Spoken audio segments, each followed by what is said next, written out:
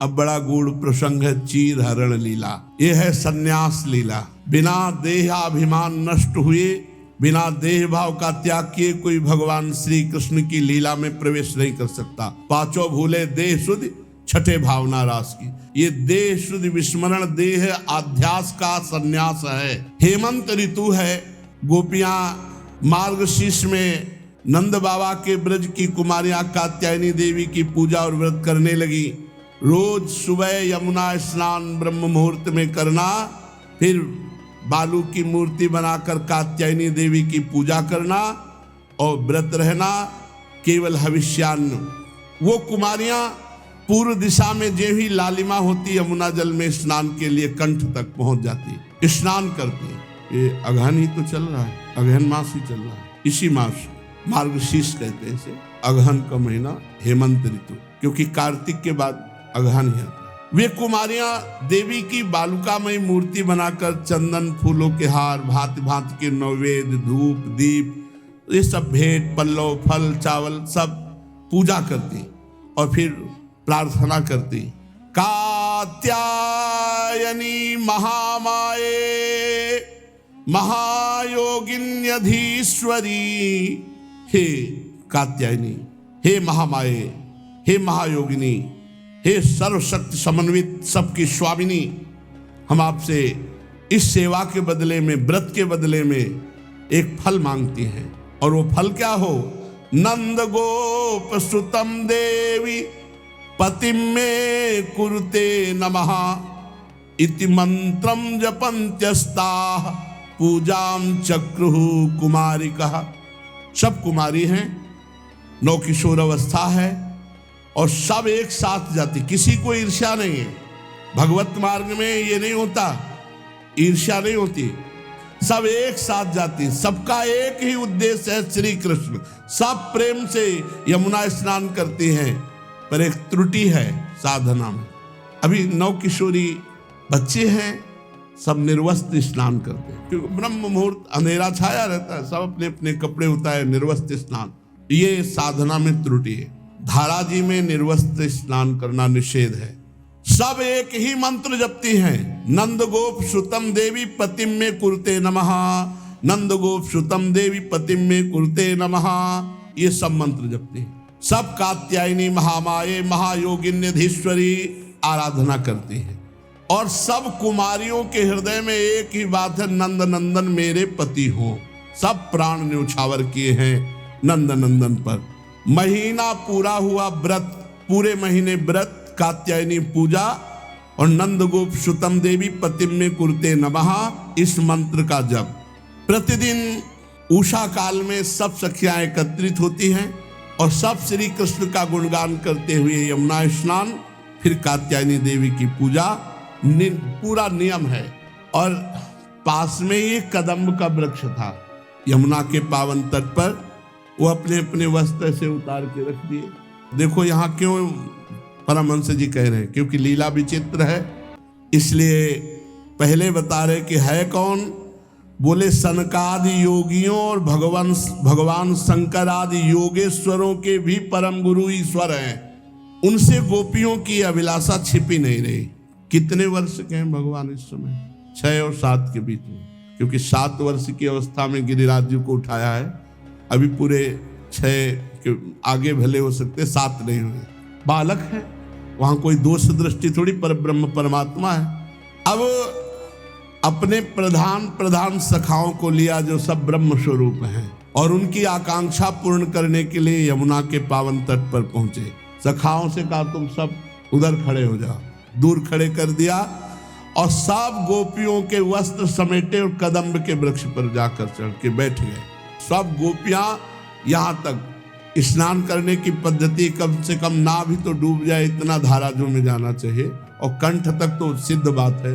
लेकिन तैरना ना आवे तो कंठ तक के लिए मत जाना, नहीं तो अपना नजदीक ही डुबकी लगा ले, जितने में तैरना नहीं आता तो क्या होगा। अब भगवान हंसते हुए समस्त वस्त्र लिए और कदम्ब के वृक्ष पे बैठ गए। जब गोपिकाएं स्नान करके दृष्टि डाली तो किनारे वस्त्र नहीं, तब सब एक दूसरे की तरफ देखी। भगवान ने कहा वस्त्र यहाँ हैं, मैं मजाक नहीं कर रहा हूँ, हंसी मजाक नहीं कर रहा हूँ। तुम लोग व्रत करते करते दुबली हो गई हो, लेकिन तुम्हारी त्रुटि हो रही है। उस त्रुटि का मार्जन करने के लिए कह रहा हूं, सब निकलो और यहाँ आओ और फिर वस्त्र ले। देखो मेरे सखा ग्वाल बाल सब जानते हैं कि मैंने कभी मजाक में भी असत्य भाषण नहीं किया। सुंदरियों, तुम कहती हो कि हम तुम्हारी दासी हैं, तो हमारी आज्ञा का पालन करो, सब बाहर निकलो और वस्त्र लो। भगवान की ये विनोद भरी बात सुनकर गोपियां तो प्रेम में डूब गईं, तनिक सकुचाकर एक दूसरे की ओर देखने लगी और बोली, श्री कृष्ण की आज्ञा है इसलिए तुरंत सब बाहर निकलो। भगवान हंसी हंसी में उनके देह भाव का नाश कर रहे हैं। उनके विनोद से कुमारियों का चित्त भगवान में और न्यौछावर हो गया। ठंडा जल कंठ तक डूबी, शरीर थर थर कांप रहा था। उनमें एक ने कहा, रुको हम बात करते हैं। श्री कृष्ण, ऐसी अनीति मत करो। हम जानते हैं कि तुम नंद बाबा के लाडले लाल हो, हमारे प्यारे हो, सारे ब्रजवासियों के प्राण हो तुम, पर देख रहे हो ना हम जाड़े में ठिठुर रही हैं, हमारे वस्त्र दे जाओ यहाँ। श्याम सुंदर ते दास्यः करवाम तवोदितम देहि वासांच धर्मज्ञ नोचेद राज्ञे ब्रुवामहे। श्याम सुंदर, तुम जानते हो कि हम तुम्हारी दासियां हैं, तुम जो आज्ञा करोगे हम पालन करेंगे। तुम धर्म का मर्म भली भांति जानते हो, हमारे वस्त्र दे दो, नहीं तुम बाबा से शिकायत करेंगे जाके, नंद बाबा से। भगवान ने कहा कि कुमारियों, तुम पवित्र हो, तुम प्रेम से युक्त हो। देखो, जब तुमने कह दिया कि हम तुम्हारी दासी हैं, तो हमारी आज्ञा का पालन करो, सब निकलो और अपने अपने वस्त्र ले जाओ। परीक्षित कुमारियां ठंड से ठिठुर रही थी, भगवान की बात सुनी, सब बाहर निकली। भगवान ने वस्त्र उठाए और कंधे पर रख लिए कि आज से तुम्हारा भार मैं स्वीकार करता हूं। देखो, ये बाहरी दृष्टि से मत देखना इस लीला को, बहुत उत्तम कोटि की देहातीत स्थिति पहुंचाने वाली लीला है। भगवान ने वस्त्र कंधे पे रख लिए और मुस्कुराते हुए बोले, गोपियों, तुमने जो व्रत किया था अच्छी तरह निभाया, पर वस्त्रहीन होकर यमुना में स्नान करने से तुम्हारी व्रत में त्रुटि हो गई, अपराध बन गया, यमुना जी का अपराध बन गया। अतः इस दोष के लिए हाथ जोड़ो, सिर पर लगाकर यमुना जी को प्रणाम करो, वरुण देवता को प्रणाम करो, अभी वस्त्र ले लो। भगवान श्री कृष्ण की बात सुनकर कुमारियों ने तत्काल आज्ञा का पालन किया, पर यमुना जी को प्रणाम नहीं किया, वरुण जी को प्रणाम नहीं किया, श्री कृष्ण को प्रणाम किया और कहा, हे श्री कृष्ण, आपके प्रणाम मात्र से समस्त अपराधों का मार्जन हो जाता है। देखो, गोपियां जानती हैं श्री कृष्ण कौन है, परब्रह्म परमात्मा।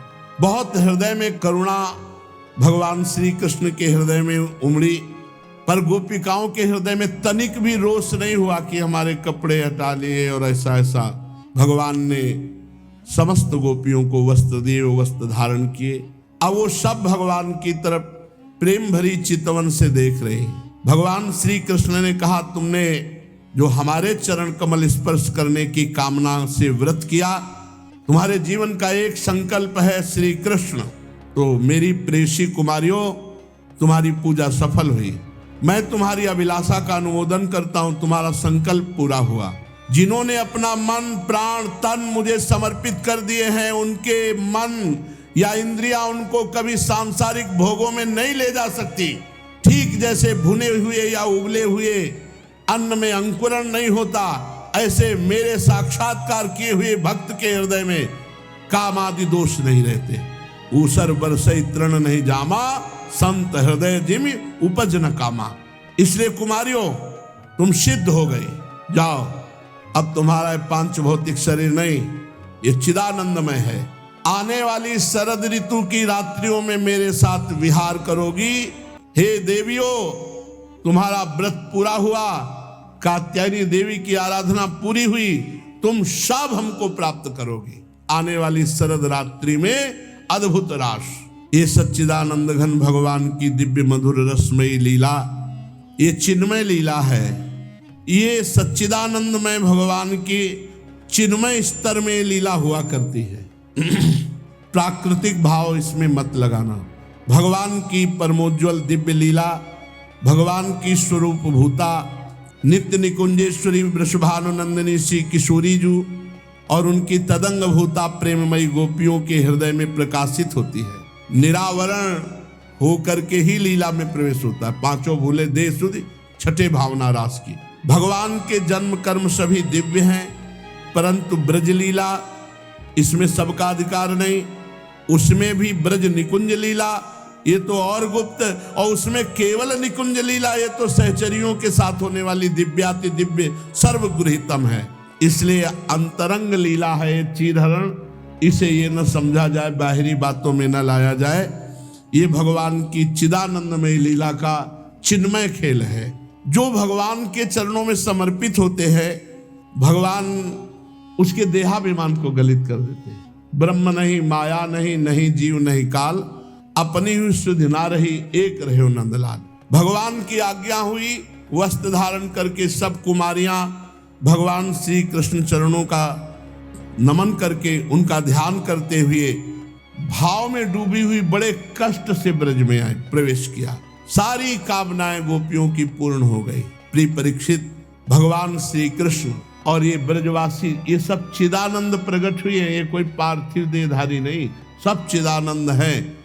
इसलिए जब तक चिदानंद भाव नहीं आता, एक बार पूज्य श्री जयदयाल गोविंदका जी ने इन दो लीलाओं पर भाई जी से परामर्श किया कि चीरहरण लीला और रास लीला भागवत से हटा दी जाए, क्योंकि संसारिक प्राणी ये जागतिक भाव वाले प्रपंची लोग ये इनके रहस्य को नहीं जानेंगे, तो उतना ही दो जितना जान पाए। तो भाई जी ने कहा यदि चीरहरण लीला और रास लीला हटा दी गई तो भागवत निष्प्राण हो जाएगी। जैसे पंच प्राणों से शरीर चलता है, ऐसे 5 जो अध्याय रास पंचाध्यायी है ये भागवत की प्राण है, जीवन है। बड़े बड़े परमहंस इसका रसास्वादन करते हैं। इसलिए जो भगवान की लीला समझ में ना आए तो उसे प्रणाम करे, बस दोष दर्शन की वृत्ति ना करे। नहीं तो जब भगवान में दोष हो जाएगा तो फिर निर्दोष कहाँ होंगे, फिर बहुत बुरी तरह पतन हो जाएगा।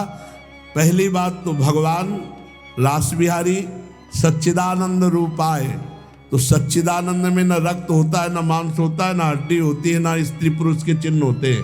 तो काम का प्रवेश ही नहीं है भगवान की लीला में। तो सच्चिदानंदमयी गोपियां हैं, केवल आपको दिखाई दे रहा है स्त्री स्वरूप में, सब भगवत स्वरूप आत्म स्वरूप है। जैसे आत्मा में कोई विकार नहीं, ऐसे गोपी निर्विकार, भगवान निर्विकार और परम रसमयी लीला हो।